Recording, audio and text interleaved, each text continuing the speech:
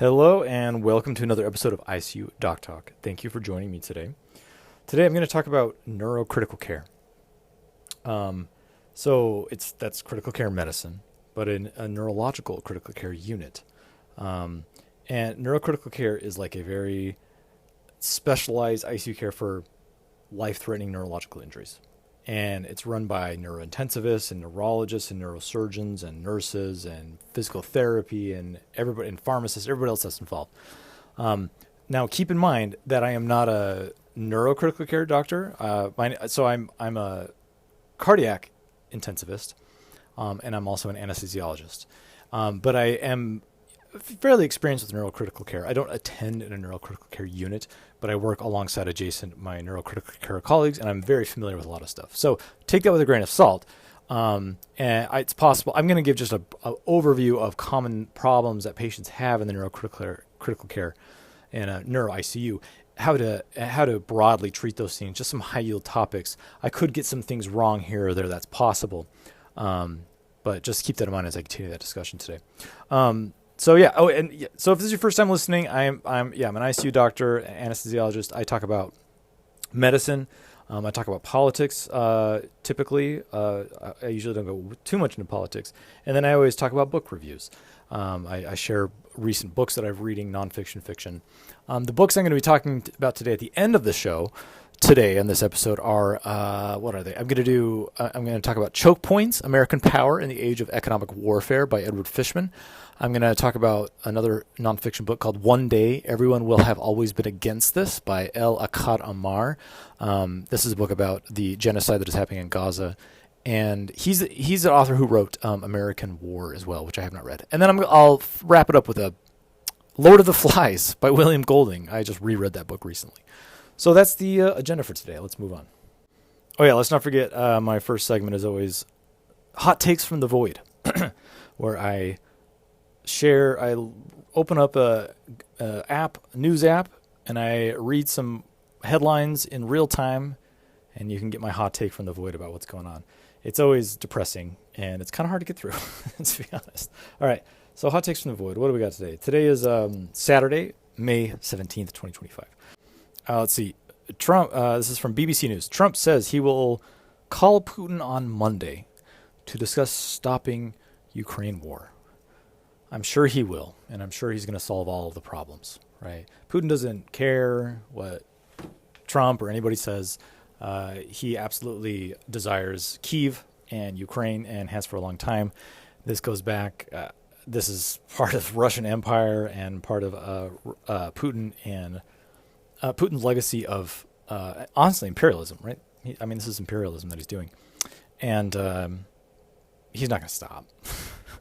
He's not going to stop. So it doesn't matter what Trump says or does. I remember speaking to a Trump voter just a couple of days after the election, and he was like, "Oh yeah, he'll turn around Ukraine overnight." I was like, "The only way that's going to be solved is if Ukraine capitulates to Putin and they give up land, or just give up everything. That's the only way it's going to be resolved, and that's an unacceptable." Anyway, so yeah, I'm sure he's going to solve everything. What else have we got here? Biden faces renewed scrutiny after release of special counsel audio by the New York Times. I don't care. That's my hot take. I don't care. Okay. Former President Biden, he probably had my opinion, someone watching from afar, towards the end of his presidency he probably had age-related, word finding problems, and he probably had some early onset dementia, maybe, but that's all speculation. You have to have a neurological exam by a physician. You have to have a cognitive exam to actually prove those things. Now, do I trust anything that was coming out of his cabinet being like, oh yeah, he's good to go? Of course not. Definitely not. And it seemed like he did have a decline in his cognitive function, over the 4-year span, in my opinion.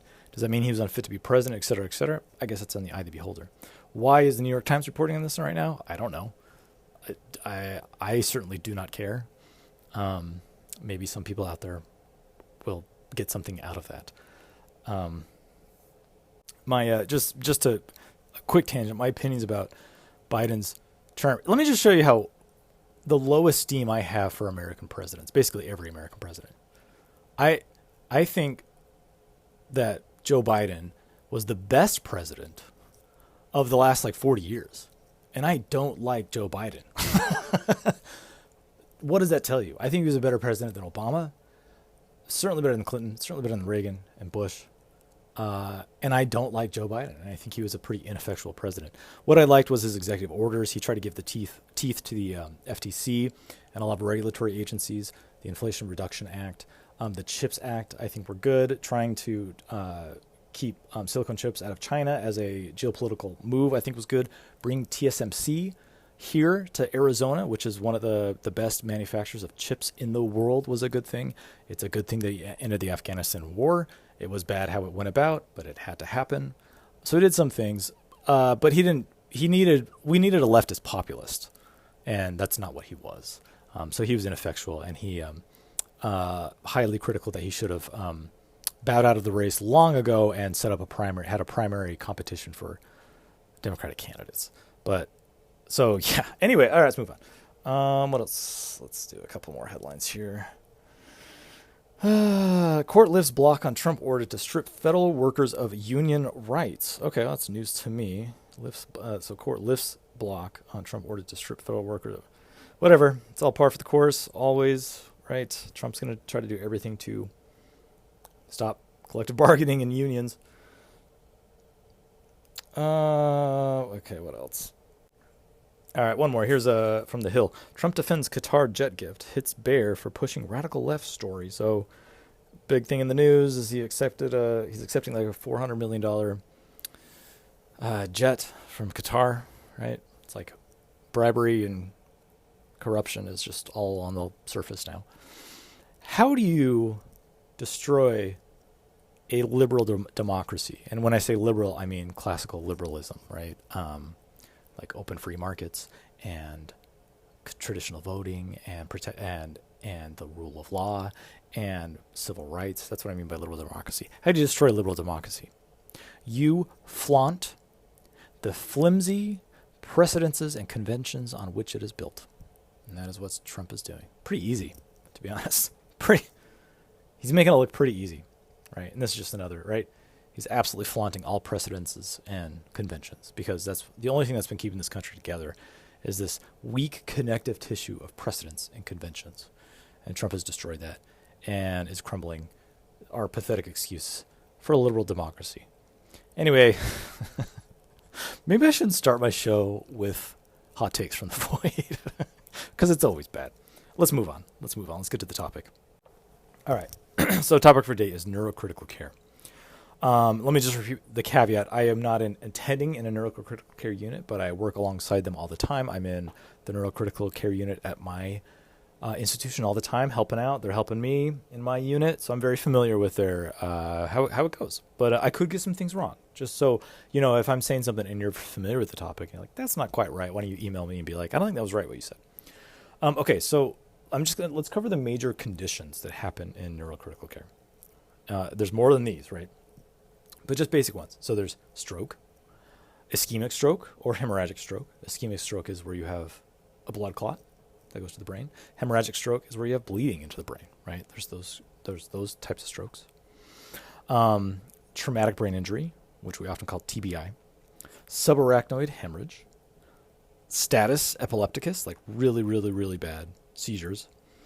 And then oftentimes just post-operative neurosurgery. Patients recovering in a neurosurgical unit. Those are kind of, let me stick to those topics. If I have more time, I always run out of time. I'll just stick to those topics. Okay. So let's go back to ischemic stroke and hemorrhagic stroke. So, and again, I might get a little of the timing wrong here. I'll gloss over the things that I'm not super specific on. But so say someone has a stroke, right, out in the community. Well, you know, their loved one notices and then EMS comes. So they come into the ICU. Now, maybe they need to be intubated. Maybe they don't. Not in the ICU, the emergency department. Maybe they have some facial droop. Maybe they have something that they're having some major neurological deficit. So they come into the emergency department. And assuming those things are stable or they're stabilized medically, then they get a head scan, right? What's the first head scan they get? It's a non-contrast head CT usually. Right, and I could be wrong about that, but it's typical algorithm, I believe. And you're looking for a bleed. You're looking for a hemorrhagic stroke. Because the first thing you want to distinguish is, are you having an embolic stroke or are you having a hemorrhagic stroke? Or are you having a subarachnoid hemorrhage, which maybe I'll get to that in a second, like an aneurysmal bleed, like a burst aneurysm, which you can get, that's also a hemorrhagic stroke. So why? You got to distinguish that right away. Why? Why do you need to distinguish that? Because the management differs greatly. Okay, greatly. Because if you have, think about it. These are two different things. An embolic stroke is a clot. A hemorrhagic stroke is bleeding. They're two different things, right? So you have two different therapies. So if you have an embolic stroke, there's a time window where you can give TPA, so TPA busts up clot. It actually breaks up clot, right? As opposed to heparin, a blood thinner, or bivalirudin, other blood thinners, right? Those prevent clot propagation. They don't dissolve clot like heparin. TPA dissolves clot, okay? So you have, I believe the time window is like 4 hours. Again, this is one of the things that I'm fuzzy on because this is not something I practice. But I think you have 4 hours from symptom onset to actually push TPA. After that, I think you have a risk of having brain bleeding. So that's why, you want to identify, hey, is this a blood clot? Like an embolic stroke? Okay, well then let's get rid of that clot to help prevent these symptoms. And that can be either pushing TPA or it can be a thrombectomy or embolectomy, the differences of making that decision is too nuanced for me. Whether you're pushing TPA or you're going to a thrombectomy in like interventional radiology with a neurosurgeon to remove that. But those are the main management. And then, so if you don't see a hemorrhagic stroke, then you get a CT angio of the brain to then see if you're having embolic stroke. And then if you do see the embolic stroke, then it's either TPA or you go right down to neuro radiology, and they'll snake up from the groin, like a wire up there, and remove that thrombectomy. Now, I cover these cases occasionally in the operating room, and I got to say, it is really incredible when someone comes into the rushed in. So it's all, you got time is brain, right?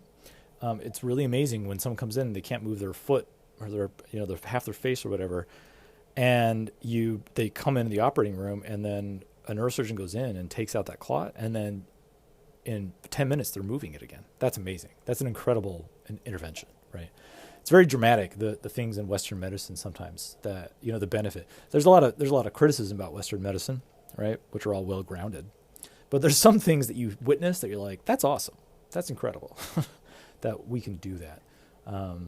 So that's a big difference between embolic stroke and a hemorrhagic stroke. Okay. Now, the anesthetic management for these patients, so blood pressure control is also another big issue, right? If it's a hemorrhagic stroke, if they're having aneurysm, you got to keep their blood pressure low so they don't bleed out more. But if it's an embolic stroke, you got to keep their blood pressure a little higher so you're perfusing the rest of the brain so that collateral blood flow is good. So now these patients will then be monitored in neurocritical care, for the neuro exam, or if they're going to have worsening, you can get a hemorrhagic conversion that can happen once you have ischemia of the brain. Then you can have bleeding around the brain as well. That can convert into a hemorrhagic stroke. Okay, well, what if they have such a huge brain bleed, a hemorrhagic stroke, that it's, they're actually bleeding into the brain, like an intraparenchymal hemorrhage, and it's compressing the brain? Well, maybe they need to go for a craniotomy into the operating room to actually relieve the pressure of their brain. Or maybe, I didn't even mention this, maybe they just need an EVD, an extra ventricular drain, which is I'm getting all scattered. So one of the main things you worry about in neurocritical care is intracranial pressures, ICP, okay? As someone's brain is damaged from ischemia, whether from a type of stroke, from like a stroke, the brain as brain cells die, they start expanding.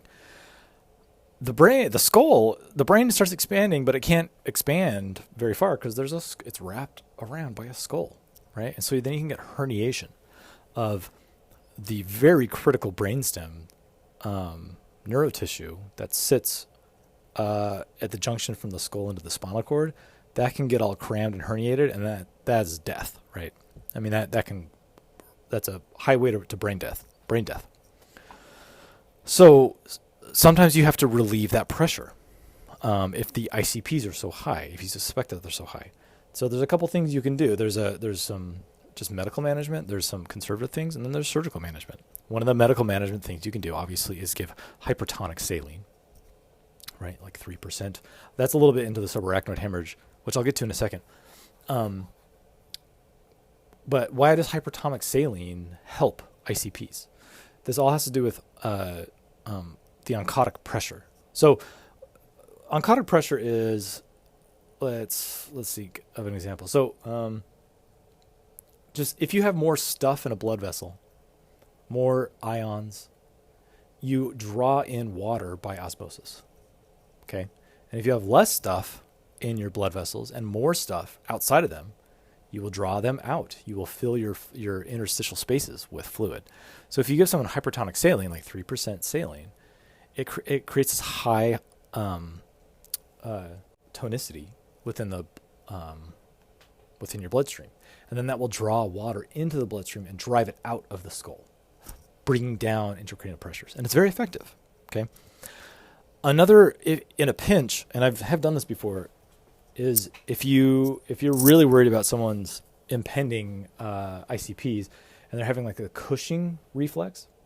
The Cushing reflex it's like a triad of there's signs that your ICPs are increasing. I've seen it many times, and it's scary, and it's kind of unmistakable when it's really happening, when it's very severe. And it's three things: it's hypertension, it's bradycardia, it's respiratory irregularity. Okay, if you're seeing those three things, like their heart rate starts like really dropping, and they have really high blood pressure, and then they have weird breathing patterns. We sometimes call it Cheyne-Stokes breathing patterns.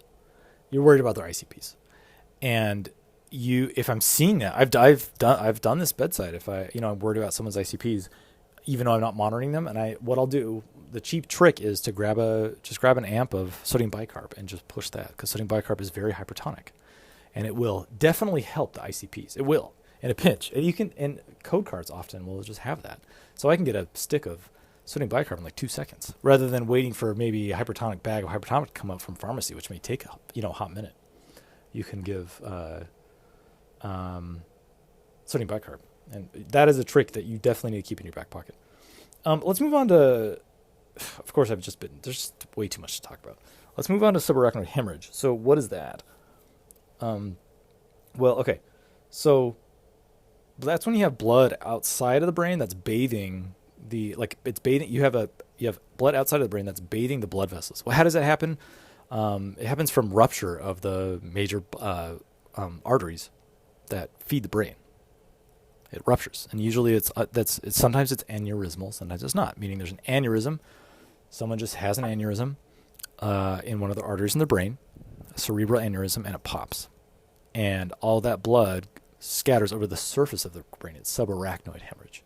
It's not intraparenchymal hemorrhage. It's not an embolic stroke. It's a subarachnoid hemorrhage. It's its own specific category. Now, some subarachnoid hemorrhages are very dangerous. They're extremely dangerous. Some people can die immediately.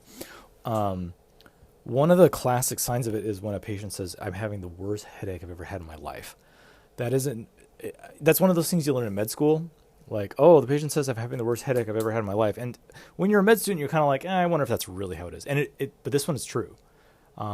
If someone says that is a huge red flag, and then you need to scan. If someone comes to the emergency department and say, "I'm having the worst headache I've ever had in my life," you need to scan their head right away. So why is subarachnoid hemorrhage so dangerous? Because it can cause a vasospasm of all of the major arteries that are going to your brain. It irritates that blood. It bathes those arteries and then irritates them, and then they spasm, and that causes ischemia to your brain. And you could die from that. It's extremely dangerous. Very, very dangerous. You immediately go to the neuro ICU. People are on a whole spectrum of how debilitating the initial bleeding is. Some people, it's very mild, and they don't need a breathing tube, they don't have swelling in the brain, and they just go to the ICU for vasospasm watch. And last time I checked, it buys you 14 days in the ICU, and you are being monitored for vasospasm. Even when it's mild, you got to sit in a neuro ICU. And there's several different ways to monitor for vasospasm. One of the worst ways is TCDs, transcranial Dopplers, which is this tiny little acoustic window in the side of your face to look at the middle cerebral artery. and you look at flows. And if the flows are high, that could be a sign, Doppler flows. If those flows are high, that could be a sign that there's vasospasm going on. However, TCDs are not very, they don't show global vasospasm. They just show it in the MCA. And so if that's negative, well, you still could have vasospasm in other parts of the brain. So that's one way to monitor for vasospasm. The gold standard is a CT angiography, right? That's the gold standard. So if you're really worried about vasospasm with these patients on vasospasm watch, you got to send them down to CT to get a scan, angiography, because that's the gold standard. So it all depends on, I don't know, how the severity of the bleeding, how often you're doing angiography, or maybe you're just relying on TCDs. This is institutional dependent. This is provider dependent. These things vary greatly. So just keep that in mind. The other things that you worry about. So you worry about vasospasm. And I think one of the mainstay medications is nimodipine. I think that, I don't know the literature well, but that's a calcium channel blocker to help relax the arteries. And then if you're worried about ICPs, I forgot to talk about EVDs, extraventricular drains. So a neurosurgeon, anytime you're worried about, you need to measure ICPs, a neurosurgeon can come along and they can do this bedside. You don't have to go to the operating room. They literally drill a hole into someone's skull and they insert a drain into the ventricles of the brain, the brain, to drain CSF off as needed and to measure the ICPs. Very necessary, very common thing. I've done anesthesia for these many times. I've had patients with EVDs many times. I try to sedate them as little as possible. Sometimes I just give them ketamine, remimazolam, but it's not as stimulating as you would think it is. I mean that. They literally, you drill into their brain with just this like hand drill into their skull and put a drain into their ventricles in between their brain. But you do this bedside, and I've done sedation for this many times. A lot of times they're pretty comatose to begin with. Sometimes they already have a breathing tube in, but they often don't. And then I forgot to mention that another mainstay therapy of subarachnoid hemorrhages is the triple H therapy. That's hypertension. You keep their MAPs high, 80, 85. You keep them hypervolemic, and you keep them hemodiluted. So why do you do that? The hemodilution can help with, I think it's the viscosity of the blood helps it flow better, and I think that helps with cerebral perfusion. But that triple H therapy, nimodipine, vasospasm watch, treating their symptoms, that's kind of the mainstay. Again, very Cliff's Notes version of subarachnoid hemorrhage. Let's just move to status epilepticus. So that's very, very, very severe seizures. So seizures, when they're bad and they go off like that, they can basically kill. They're extremely deadly. Status is a very, very deadly disease. I think it's defined as seizures for longer than 5 minutes or like recurrent. And so if someone comes in, they often have a seizure history, right? Just the basic management of seizures. Why don't I just back that up? So I see seizing all the time in the OR, in the ICU. So when a patient has a seizure in front of me, whether it's a generalized tonic-clonic or it's just partial or focal, you kind of want to get an idea of that. The first thing I worry about, so what is the length of it? You don't want someone seizing and seizing and seizing and seizing. Like for minutes, that's extremely bad for their brain. Like they can die just from that. They can have cerebral ischemia and just die from that. So you want to abolish the seizure. Many seizures are self-abolishing, meaning they just stop. But you immediately, my therapy as a non-neurologist, as a non-neurocritical care person, I immediately give them a benzo, right, to just abolish that seizure. And then the next thing I'm doing is I'm ordering Keppra. We call it in the United States. The generic name is levetiracetam. I don't even know how to say it because we just call it Keppra in the United States. A Keppra load. Because a benzo is not good enough. A benzo is just to abolish it, but you got to give them an actual long-standing, like a long-lasting anti-epileptic medication. You have to do that. So as a non-neurologist, if I have a patient who just suddenly seizes in front of me, these are the things I'm doing. I say, okay, give a benzo, whether it's Ativan or midazolam, whatever, IV, and then I'm ordering Keppra, and then I'm monitoring their airway. because there's this post-ictal period where someone can be very sedate after seizing, and they're just too obtunded and they're not protecting their airway. So then I consider intubating the patient. That's like my immediate interventions. And then as I'm doing those things, obviously I'm having someone call neurology, like because it's their bread and butter, and they come and help. And then they can help manage. They obviously take care of the patient and manage the anti-epileptics and all of the workup and therapies that involve with seizure. Status epilepticus is just really, really, really refractory severe seizures. So you get these patients in the neuro ICU that they're seizing so badly. And I've seen it. It can be really tragic, really, really tragic. So they're having seizures. It's like, well, if it's new, why? Is this meningitis? You got to do like a lumbar puncture to test for that. You got to figure out why if it's new, but then you got to treat their seizing. And I have seen patients that are so refractory. I have them on, you have them on Keppra and Depakote and lacosamide and all these anti-epileptic medications, 5. And then you really bring out the big guns like phenobarbital, obviously a propofol drip. Obviously these patients are already intubated now because they can't. They're too sedated. They're not going to protect their airway. And then they're on all of these things, and then you get an EEG, and they're still seizing underneath. That's, I think a lot of people don't understand, is that you can sedate patients, and then so profoundly that their muscles aren't moving anymore, but their brain, the electrical activity is still going on, scattered electrical activity in their brain, and that is a really poor prognostic sign. And then the last therapy that you would do for this if someone has refractory seizing is you put them on sevoflurane, which is an volatile anesthetic gas, which I've seen like once or twice. And that involves logistical, like you have to bring up like an anesthesia machine from the ORs and you hook them up to a volatile anesthetic. If you're doing that, that patient's prognosis is probably really, really, really, really poor, like really bad. All right, the last thing I'll touch on is TBI, traumatic brain injury. So there's mild, what is that? It's hitting your head, okay? TBI, hitting your head. There's a huge spectrum of how much you can hit your head. Sometimes you just are concussed. That's mild. And sometimes it's very severe. I've already kind of talked about decompressive surgery. So that the same thing with hypertonic agents like hypertonic saline. I forgot to bring up mannitol, which is a hypertonic solution that can dramatically bring down your intracranial pressures. Another disease state that doesn't have anything to do with this, but you worry about ICPs, is acute liver failure. When someone has acute liver failure, their ammonia levels get so high, they can get really bad brain swelling as well. And you got to give them hypertonic solutions and mannitol, and you're very worried about cerebral edema in patients, like in that patient population. But anyway, TBI, I've seen so much TBI, I've seen so much brain trauma, head trauma, that whenever I'm driving and I see someone without a helmet, like on the street, whenever I see someone on the street, whether it's a skateboard or a bicycle or whatever, a moped, don't drive a moped. Don't do it. Or a motorcycle. Oh. And they don't have a helmet on.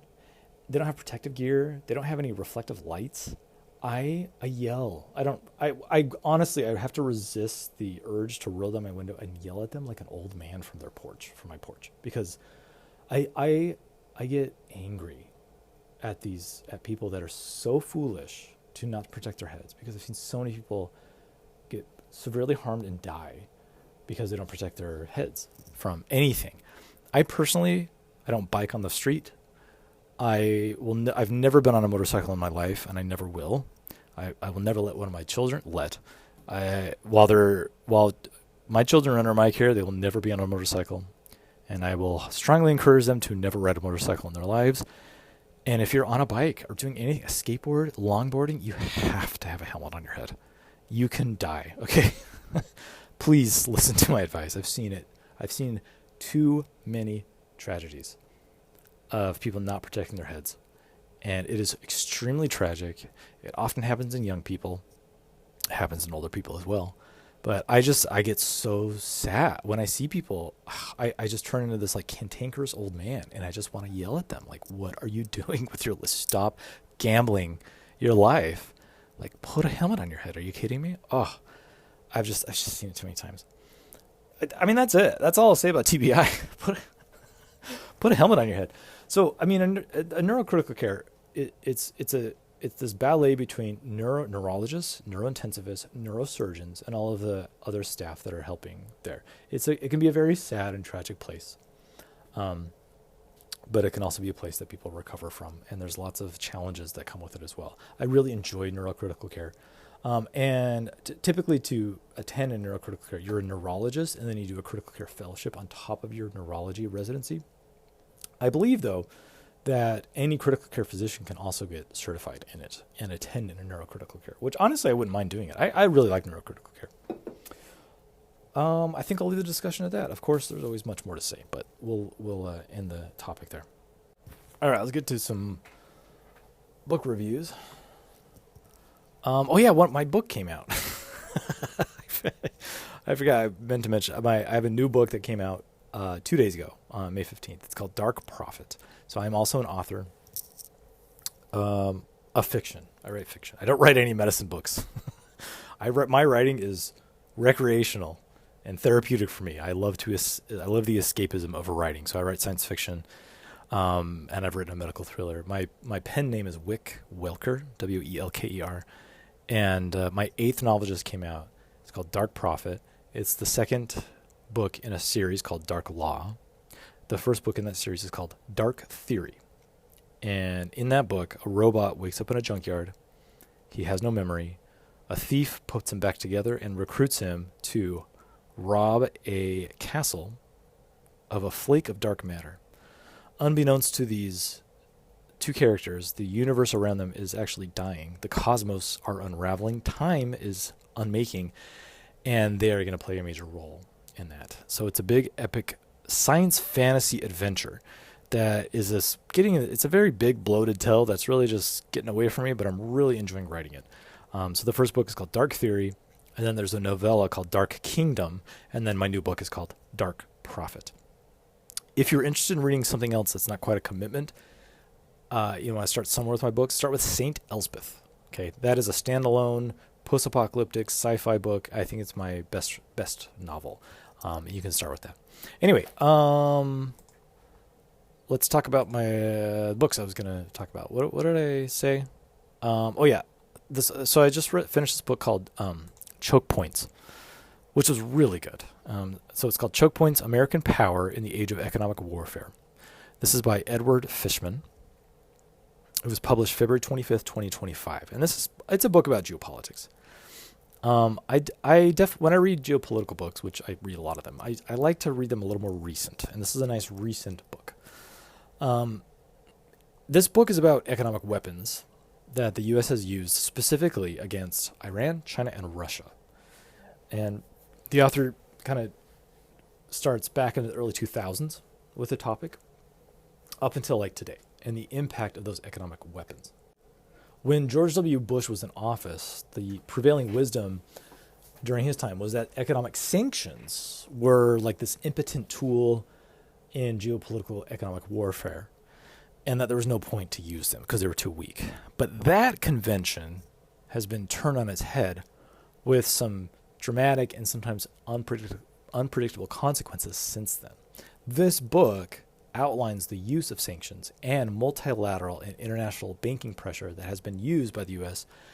to achieve some sort of geopolitical end.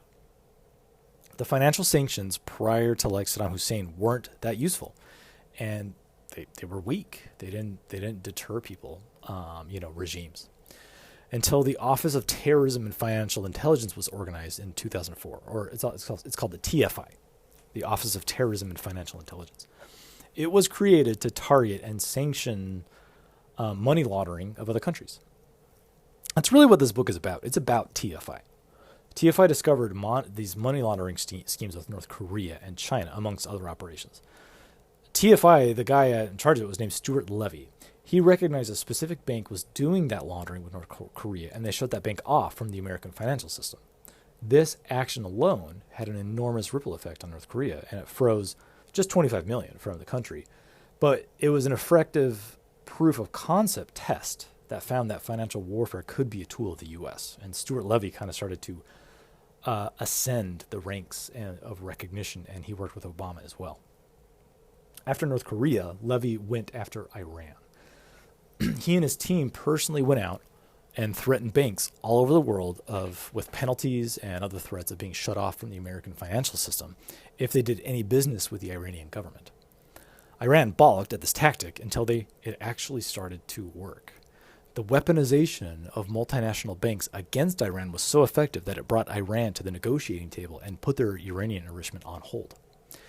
And the amazing thing about this was that the effect was really only on Iran without a backlash on the American or European markets.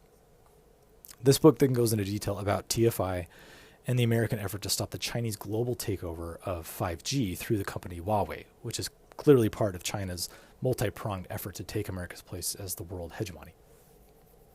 From Obama to Trump to Biden, many financial tools were used to try to prevent Huawei's routers from spreading to the U.S. and Europe to varying success. The U.S. restricted Huawei's access to semiconductors even if produced abroad. These restrictions were included in Taiwan's famous TSMC's chips around the planet, which is that company I mentioned earlier on in the episode. Enter Russia and its annexation of Crimea. This prompted TFI to act again.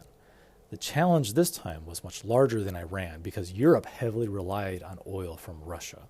Sanctions couldn't be so broad on Russia, or they would risk financial impact on Europe and then contagion to the U.S. At first, sanctions were simply targeted at Russian oligarchs, but this mostly only affected their, yacht-faring lifestyles. Some Russian banks were banned from using SWIFT, which is the international payment system, and then there was also caps put on Russian oil for purchasing. What impacted the economy most, the Russian economy, and what Putin likely didn't expect, according to this author, was that the Russian central bank itself was sanctioned, which is kind of nuts. Did this stop Putin from a full invasion of Ukraine? No, it did not. So, like the author says, which I think is a very wise thing that he said sanctions should be used like antibiotics. They need to be used at the right time and at the right dose, or they can have a negative impact or just a neutral impact. Anyway, this is a really, really excellent nonpartisan book about an unrecognized weapon that the U.S. has employed to varying degrees across the world. It's a book firmly about geopolitics. It'll help you to understand a lot what's going on between world powers right now. And I really don't think this is a book about American exceptionalism. It will teach you about how power works. I'm a person that is interested in how power works, and this is a book.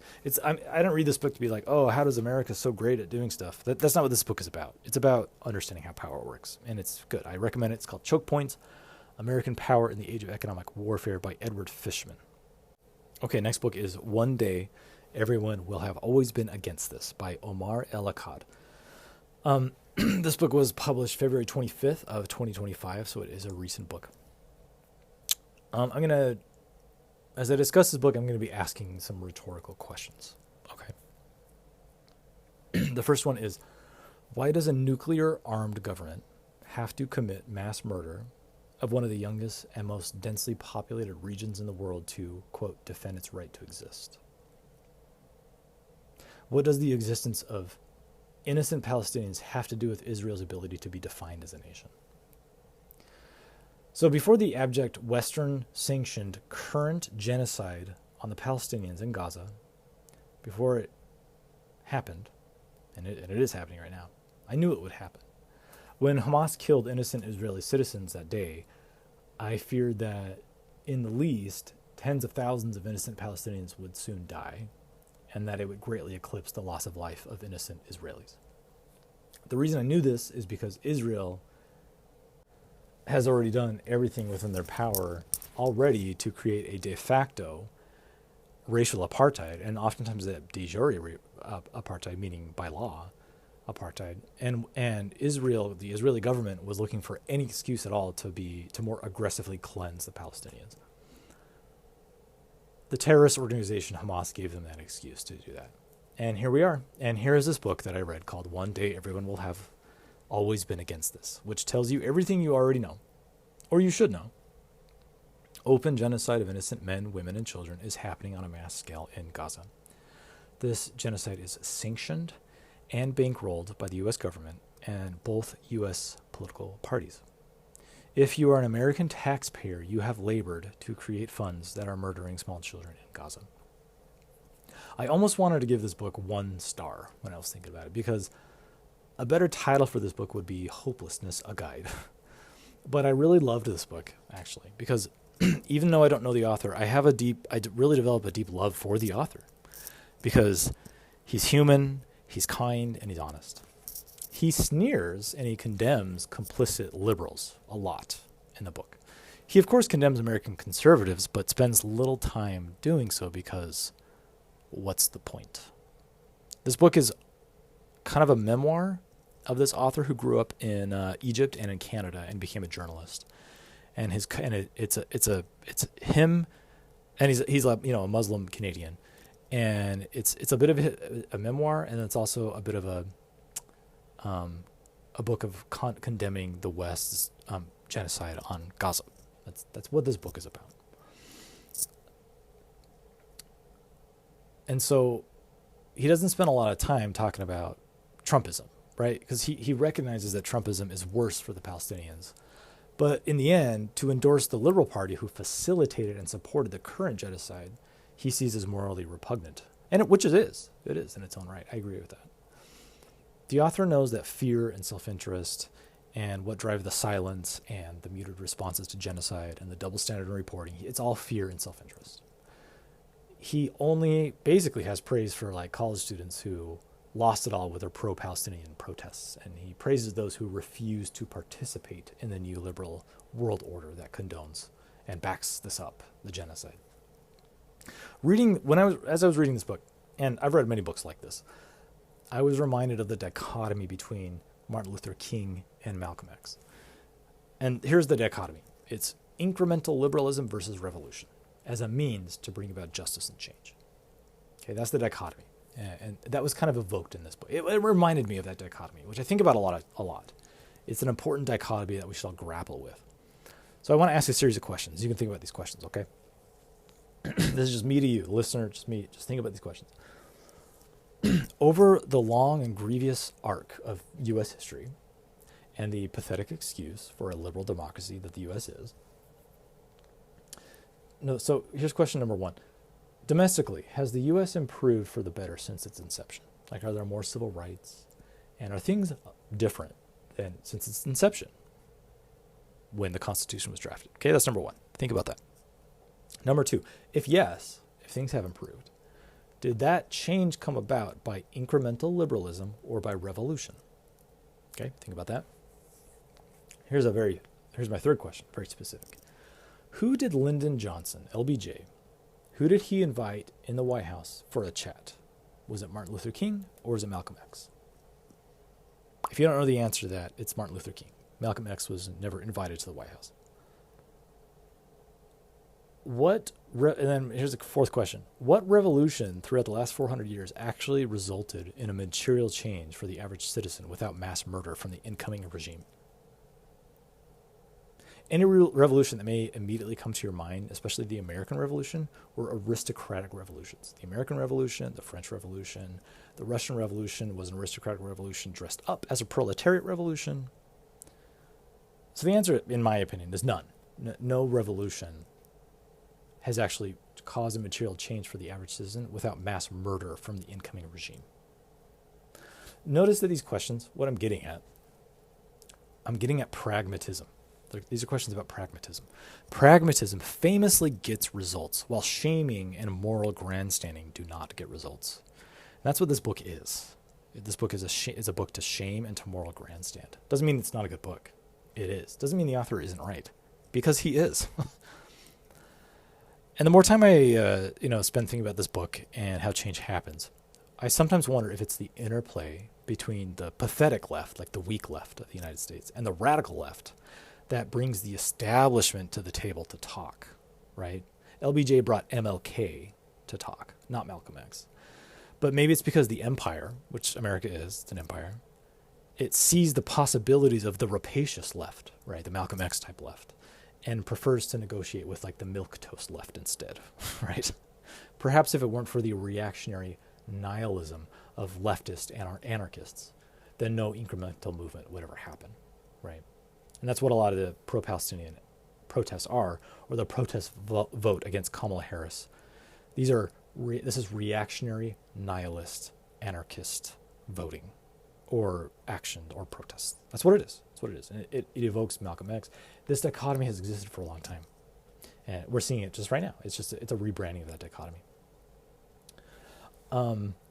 There's very little prescriptive advice in this book, other than throw whatever sand you can into the churning gears of the empire that's making the genocide happen. Wherever and whoever you are, throw the sand. That's what his author's advice. But as I mentioned, I don't think the author thinks this will do anything, because this book is squarely about hopelessness and cynicism. It is. The tone of this book reminded me also of Malcolm X when he said he preferred George Wallace, right? In the 1960s, the famed white supremacist from the South. He preferred George Wallace as a candidate because he preferred the devil you know over the veiled racism of the liberals. And I hope you don't misunderstand me. I love Malcolm X. He was an amazing person. In fact, if I could only meet one person from the 20th century, it might be Malcolm X. He's incredible. Absolutely amazing man. But some things to think about. Much like the ethnic cleansing that happened in Yugoslavia during that time of ethnic factionalization in the 90s, there are always legitimate grievances on either side, just as with the Palestinians and the Israelis. There are legitimate grievances on either side. Yes, they are. Are they symmetrical? No. So for me, the solutions are found in the present power dynamic. The current power dynamic with Israel and Palestinian is laughably asymmetrical. Let me just reframe it, okay? A nuclear nation with the support of the most powerful nation, empire in history, the United States, is in conflict with impoverished and dispossessed people and the terrorist groups that exploit their circumstances to justify violence and terror, further exacerbating the violence and terror. The belligerent with the most power in a conflict has much more leverage and influence to de-escalate violence, and that responsibility rests on Israel's and America's shoulders. What are they choosing to do with that power? Open genocide. That is what they're choosing to do. That's all I'll say about that book. It's a highly provocative book. If you're not familiar with the conflict there and the genocide is happening, if you haven't read a whole lot of stuff, this isn't the best place to start, because this author, you don't learn anything new from this, really. He just, as I said, it's just kind of him being pessimistic but honest. But it's a good book. It's a good book. I really, it will make you, it'll take you out of your comfort, as it should. So it's called One Day Everyone Will Have Always Been Against This by Omar El Akkad. All right, last book I'm going to read review is Lord of the Flies, the classic by William Golding. And this was I reread this, but last time I read it was probably in like junior high. And this time around, when I read it, I didn't really enjoy it as much. It's not like a pleasurable read. And I think it's because the themes in the book are not very nuanced, and they're very obvious to me now. It's also kind of a boring book. I think the pacing was stagnant, and the same thing kind of happens over and over again. If you're not familiar with the book, this is spoilers. Some kids crash land on an island, and it's just children, probably ages for like 7 to maybe 15, and they try to be civil and have some sort of governance, and it all kind of falls apart, and they become factionalized, and violence ensues, and some children die. That's kind of the gist of it. There's actually not that much plot in the book, but the meaning of the book, and I understand the influence and why it's a classic, because it speaks a lot of truth. So for those that are familiar with the book, here I'm gonna give you the Cliff's Notes of what each character represents. Okay, Ralph, he's the kid. If you're just remind, he's the kid who blew the conch, right, and became the first chief. He represents liberal democracy. Piggy is a liberal technocrat. Liberal, and by liberal, I'm not talking about a party. I'm talking about liberalism, classic liberalism that came about, with like the Constitution, civil rights, right? That's what I mean. So Ralph is the liberal. He represents liberal democracy, and Piggy is a liberal technocrat. He's obsessed with the rules, and he hides behind that, and he's kind of the underpinning of Ralph's power. And then Jack, he's like the hunter, the kid who's a hunter. He's a populist demagogue. The conch represents a mutually agreed upon tool of consensual governance. That's what the conch is. And the conch only has power because the children give the conch power. The rescue fire, right? Ralph and Piggy are obsessed with keeping a fire going so that they can get rescued. What that represents is the rational communal good that benefits everybody equally. And then there's the beast, right? This beast that all the little kids are afraid of, and that fear, that represents innate human fear, which is exploited by the demagogue. The greatest lesson I took from this book is that the children's descent into savagery was willful, right? As they start following Jack and start rejecting liberal democracy. It's not like they were all under the magic spell of the beast, which made them act. Sure, that they had this fear of the beast, and that was the impetus to change their minds and to follow Jack. But as they are hunting down Ralph to literally kill him, that's how things really go off the rails in this book. They're trying to kill Ralph. They knew what they were doing, but they ignored the actual depravity of what they were doing. The only thing that keeps civilization together are imaginary rules in our heads, convention, and precedents, like I mentioned earlier in this episode. As soon as someone comes along and smashes that, liberal power evaporates. Another interesting point that came to me from this book was that Jack, he's a hunter, and he's obsessed with meat. He keeps saying, we must have meat, we must have meat. And everyone's like, yeah, we have to have meat, so, to hunt a pig. So he derives his initial power by having control over hunting. But the thing is, pig meat was not a necessity for the children on the island to survive at all. They were already living off of picked wild fruit. They didn't have to eat meat to survive. They didn't. So Jack invented a need and then leveraged control over that need into personal power, which I found interesting. And that's a key, the book just has lots of key features of the descent into fascism or single party rule or authoritarianism or divine nationalism, whatever you want to call it. Keeping two contradictory ideas in your mind at the same time. Very important if you're going to be a fascist. You ignore the reality and you follow the person that has harnessed and exploited your fears. You stay inside the in-group, you protect yourself, and you embrace the monoculture of madness, which is exactly what is happening right now in 2025. Anyway, there you have it. Lord of the Flies. Thanks for listening. I'm going to wrap it up. My email address is icudrecmo@gmail.com, icudrecmo@gmail.com. Email me about anything. I don't do any sponsorships.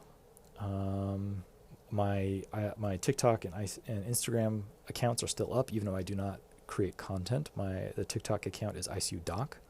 I have lots of videos up there, probably thousands, lots of content that you can go and peruse anytime. It's all just kind of random critical care stuff, some political stuff.